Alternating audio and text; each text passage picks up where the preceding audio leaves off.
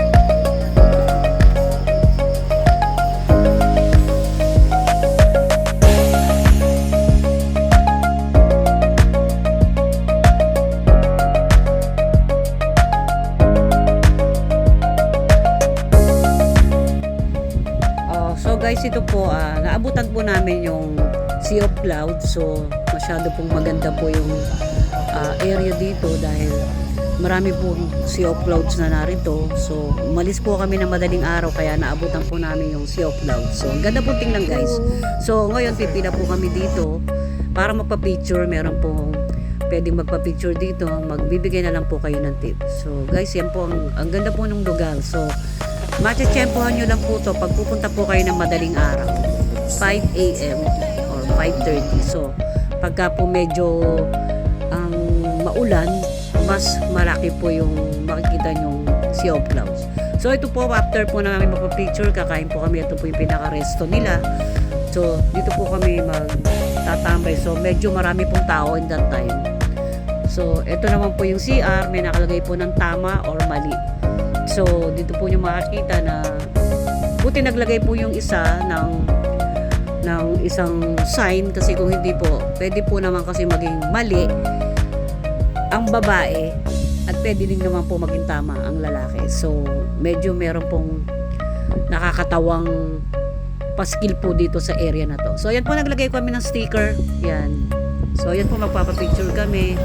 And enjoy po namin yung lugar kasi ang ganda po talaga. So, ang tagal pong nawala yung Sea of Clouds. So, dito po sa area na to, pwede po nyong puntahan. So, maalwan po, may parking po sila. Pwede nyo pong iwanan yung helmet. So, 50 pesos lang po ang entrance.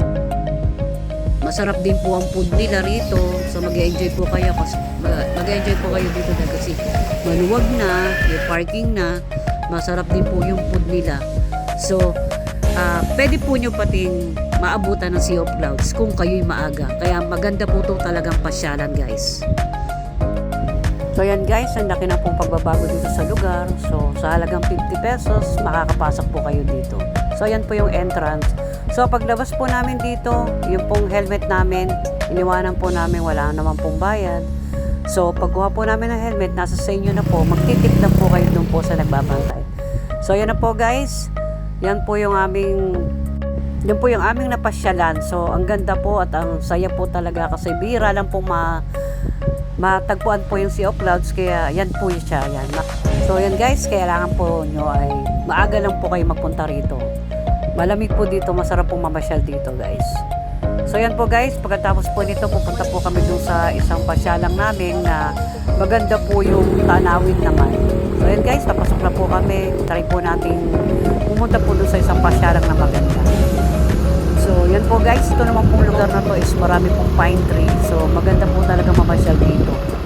So ito po ay hindi basta-basta nakakapasok dito sa area. So ito po, nagpaalam po kami. Kaya yan po ay nasubukan po namin makapag-stay sa loob. So yan po guys. Thanks for watching.